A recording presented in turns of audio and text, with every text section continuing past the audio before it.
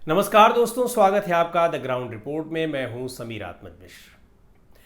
Arvind Kejriwal jail से छूटने के बाद अब लगातार राजनीतिक परिचर्चाएं कर रहे हैं, हरियाणा की चुनावी सभाओं में जा रहे हैं और महत्वपूर्ण बात यह है कि भारतीय जनता पार्टी पर जिस तरह से वो निशाना साध रहे हैं और आरएसएस से भारतीय जनता पार्टी और खासकर प्रधानमंत्री नरेंद्र मोदी की और केंद्रीय गृह मंत्री अमित शाह की शिकायत कर रहे हैं, उसे देखना बड़ा दिलचस्प है।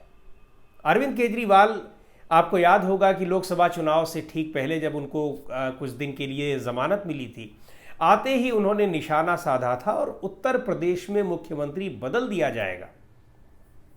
इस चुनाव के बाद अगर बहुमत इनको मिलता है भारतीय जनता पार्टी को, ये नैरेटिव कितनी तेजी से फैला। हालांकि ये बातें पहले से चल रही थीं, इसको लेकर चर्चाएं गर्म थीं और उत्तर प्रदेश में उसका असर दिखाई पड़ रहा था। लेकिन अरविंद केजरीवाल ने आते ही जब जनसभाओं में ये कहना शुरू किया, उसका इम्पैक्ट कुछ और ज़्यादा पड़ा लोगों पर और उसका प्रभाव पड़ा और ये चीज़ें और पुख्ता होने लगी। हालांकि कोई ये नहीं था कि अरविंद केजरीवाल सही बोल रहे थे, उनके पास इंफॉर्मेशन थी, लेकिन उन्होंने जिस तरह से उस बात को रखा और चूंकि बातें पहले से चल रही थी तो उसको एक तरह से वो पुष्ट हो गई, लोगों ने उसको और सही मान लिया। अब अरविंद केजरीवाल आरएसएस के प्रमुख मोहन भागवत से कई सवाल पूछ रहे हैं। चार पांच सवाल उन्होंने पूछे हैं और वो सवाल ये पूछे हैं कि प्रधानमंत्री मोदी और गृह मंत्री अमित शाह की शिकायत की है। मुख्य रूप से प्रधानमंत्री की शिकायत किस तरह की है कि जैसे एक परिवार के एक अभिभावक से शिकायत की जाती है उसी परिवार के किसी दूसरे व्यक्ति से, यानी ऐसा कि आरएसएस एक ऐसा परिवार है जिसके वो भी एक सदस्य हैं और प्रधानमंत्री नरेंद्र मोदी भी। इस तरीके से उन्होंने आरएसएस प्रमुख को उनसे सवाल पूछा है। सवाल क्या पूछे हैं कि जैसे उन्होंने ये पूछा है कि प्रधानमंत्री मोदी और अमित शाह के नेतृत्व में पार्टी जिस तरह से काम कर रही है, यानी दूसरी पार्टियों के नेताओं को ईडी और सीबीआई जैसी जांच एजेंसियों के जाल में जो फंसाया जा रहा है, क्या वो ठीक है? क्या आरएसएस भी उसका समर्थन करता है? उसके अलावा ये भी कि जिस तरह से दूसरी पार्टियों के नेताओं को तोड़कर भारतीय जनता पार्टी में शामिल किया जा रहा है, क्या वो आरएसएस के लोगों, आरएसएस की मूल भावना के अनुरूप है? क्या आरएसएस भी यही चाहता है? और भी कई सवाल उन्होंने पूछे हैं कि ये क्या मोहन भागवत जी से सवाल पूछा कि क्या मोहन भागवत जी ने इस तरह की कल्पना की थी या आरएसएस ने इस तरह की कल्पना की थी।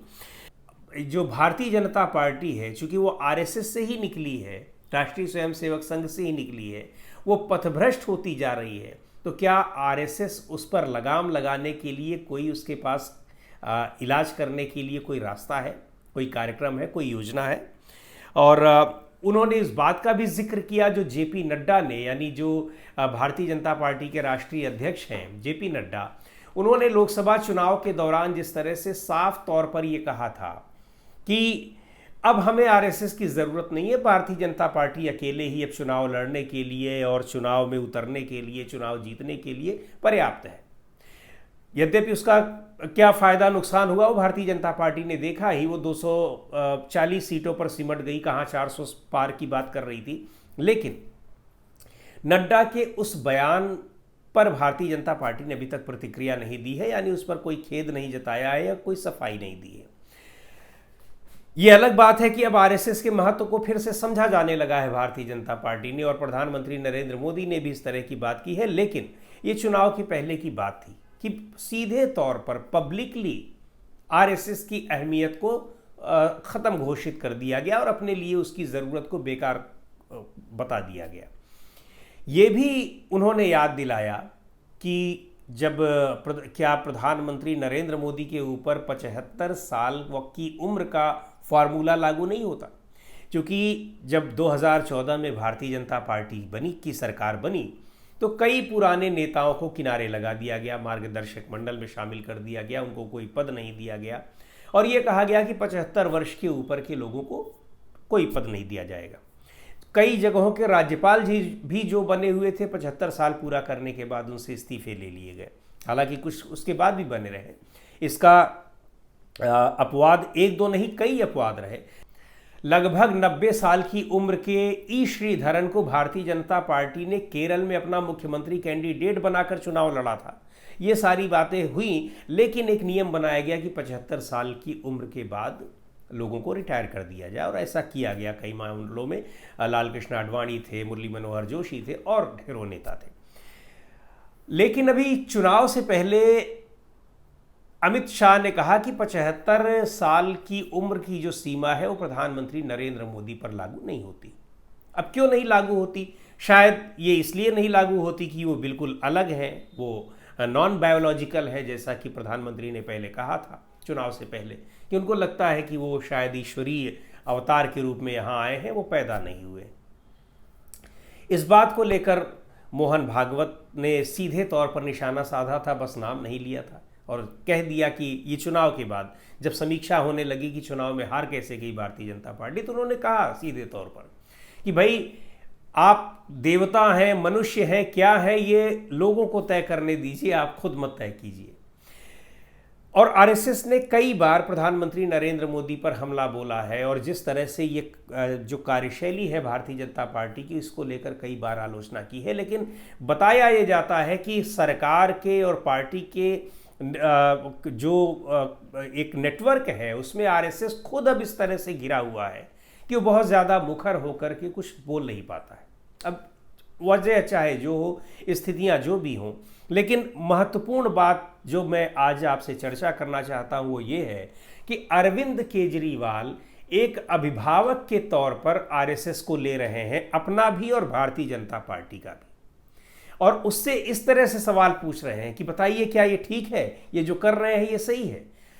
और ऐसा अक्सर ये कहा जाता है, चूंकि 2013 में जब अन्ना आंदोलन से ये पार्टी निकली, तभी इसके ऊपर आरोप लगे कि ये भारतीय जनता माफ कीजिएगा आरएसएस के निर्देशन में काम कर रही है। क्योंकि अन्ना हजारे का आरएसएस से, तो वो आरएसएस के व्यक्ति ही हैं, आरएसएस से उनका संबंध कोई छिपा नहीं है। तो आपने खुद ही देखा कि 10 साल के सरकार में कोई ऐसा मौका नहीं आया जिस पे उनको सरकार का कोई कामकाज खराब लगा हो। उसके पहले तो धरने पर इस तरह बैठे हुए थे कि भले ही प्राण चले जाए उनके, लेकिन वो धरने पर बैठे रहेंगे। तो उस आंदोलन से निकलकर आम आदमी पार्टी का गठन हुआ, अरविंद केजरीवाल इसके नेता बने, अरविंद केजरीवाल के साथ के बहुत सारे लोग रहे। यद्यपि उसमें तमाम वामपंथी रुझान के लोग भी, चूंकि वो आंदोलन एक जन आंदोलन था, बहुत सारे लोग रहे, वो लोग भी आम आदमी पार्टी में शामिल हुए। लेकिन धीरे धीरे ऐसे तमाम लोगों को अरविंद केजरीवाल ने पार्टी से निकाल दिया। आज पार्टी जहां पर है ये पूरी तरह से वैसी वही पार्टी है जिसको अरविंद केजरीवाल जैसा चाहते हैं, यानी उनकी एस मैन वाले लोगों की पार्टी है। ताज़ा तरीन उदाहरण आपने देखा ही कि मुख्यमंत्री का पद उन्होंने छोड़ा, आतिशी को मुख्यमंत्री के पद पर बैठाया, और आतिशी ने एक राजशाही व्यवस्था की तरह अरविंद केजरीवाल की कुर्सी छोड़कर एक बगल में एक कुर्सी रख ली कि मैं उस पर कामकाज करूंगी, यानी सीधे तौर पर घोषित करके कि मैं उनके नाम पर काम करूंगी, मैं मुख्यमंत्री नहीं हूं। लोकतंत्र में ऐसा नहीं होता है, लेकिन वो कर रही हैं। और दूसरे जो लोग तमाम नेता उस आंदोलन में शामिल थे, उसमें अरविंद केजरीवाल थे और उसमें किरण बेदी थी, बहुत सारे ऐसे नेता थे जो बाद में भारतीय जनता पार्टी में चले गए। जनरल वीके सिंह, वो भी आंदोलन में बहुत सक्रिय थे। तो ऐसे तमाम नेता और भारतीय जनता पार्टी की ओर रुख कर गए और बाकी बचे अरविंद केजरीवाल की तरफ वो चले आए। अरविंद केजरीवाल की राजनीति वो चाहे जिस तरह से हो, लेकिन वो भारतीय जनता पार्टी के पैटर्न पर ही राजनीति करते हैं। ऐसे तमाम मुद्दे आए, चाहे वो दिल्ली दंगों का मुद्दा हो, चाहे दूसरे मुद्दे हों, जिसमें उनका जो रवैया था वो बिल्कुल भारतीय जनता पार्टी जैसा ही था।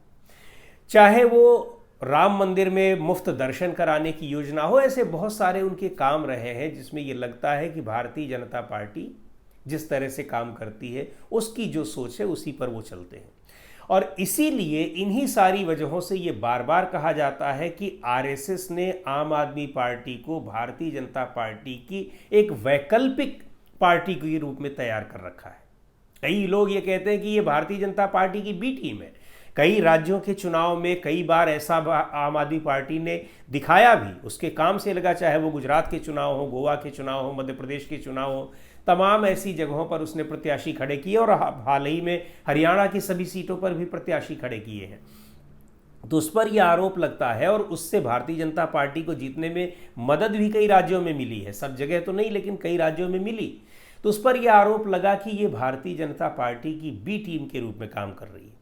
लेकिन सच्चाई ये है कि ये आरएसएस की एक बी टीम है, यानी उसकी एक अल्टरनेटिव पार्टी है। एक तरफ वो भारतीय जनता पार्टी को तो उसने बैक किया ही है, शुरू से ही उसके सपोर्ट में रही है, लेकिन जब उसको ये लगा कि अगर कभी इस पार्टी के भीतर भी जब ये सरकार में पहुंच जाए, सत्ता में पहुंच जाए और इसका रवैया तानाशाही किस्म का हो जाए, तो उसके लिए एक वैकल्पिक पार्टी और रहनी चाहिए। और इस लिहाज से उसने आम आदमी पार्टी को तैयार किया। कांग्रेस पार्टी में भी आरएसएस के तमाम नेता रहे हैं, वहाँ रहकर के बड़े पदों पर भी पहुँचे हैं, उन्होंने काम किया। और तो ये भी कहा जाता है कि कांग्रेस पार्टी में भी आरएसएस ने अपने लोग बैठा रखे हैं। लेकिन इन सब के बाद भी उसे लगा कि भारतीय जनता पार्टी की तरह से एक पार्टी उसे चाहिए, और उस तरह की एक पार्टी के रूप में उसने आम आदमी पार्टी को तैयार किया, ऐसा आरोप लगता है, कहा जाता है। और चूंकि तमाम ऐसी गतिविधियां रही हैं जिनको देखकर ये लगता है कि ये बातें सही हैं। और अब अरविंद केजरीवाल जब एक अभिभावक के तौर पर मोहन भागवत से सवाल पूछ रहे हैं कि आप इनको कुछ बोलते क्यों नहीं, ये सब काम करते चले जा रहे हैं, आरएसएस की जो कार्यशैली है, भावना है, आरएसएस की का जो तरीका है उसके अनुरूप ये काम नहीं कर रहे हैं, तो ये साफ साबित हो रहा है कि वो उनको अब याद दिला रहे हैं कि आपने हमें तो तैयार किया है, लेकिन आपने जो दूसरे को सबसे पहले जिसको तैयार किया था वो क्या कर रहा है, ज़रा उसकी छानबीन करिए, और अगर अब वो ठीक से काम नहीं कर रहा है तो अब सीधा समर्थन आप हमें दीजिए, और हमें अब पूरी तरह से अब आप उसी हिसाब से, उसी गति से, उसी तरीके से आगे बढ़ाइए जिस तरह से आपने भारतीय जनता पार्टी को बढ़ाया। ये मोहन भागवत से जो सवाल पूछ रहे हैं, सीधे सीधे उसका अर्थ यही निकल रहा है। तो दोस्तों, आज की वीडियो में इतना ही। अगले वीडियो में फिर मिलेंगे एक नए विषय के साथ, एक नए मुद्दे के साथ। द ग्राउंड रिपोर्ट के यूट्यूब चैनल को आपने अब तक सब्सक्राइब न किया हो तो ज़रूर कर लें। हमारे वीडियोज़ को लाइक करें, शेयर करें और अपने सुझाव भी हमें ज़रूर भेजें।